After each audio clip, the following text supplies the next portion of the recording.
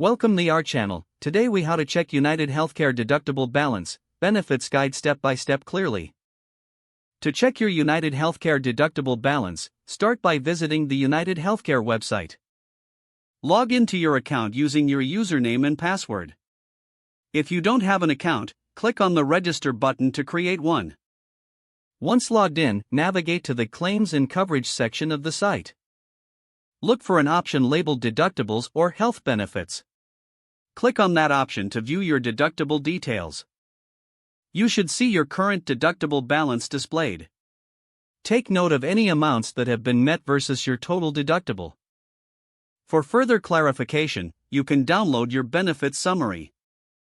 If you have any questions, use the contact information provided on the website to reach customer support.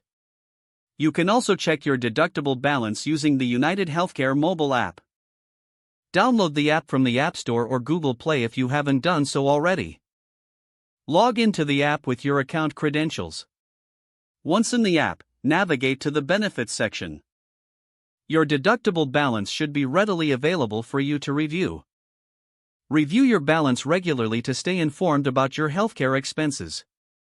If the page does not load, refresh the browser or try again in a private or incognito window. Make sure you are using the correct email address, then retype it carefully to avoid small typos. If your password is not accepted, use the reset option and create a new strong password you can remember.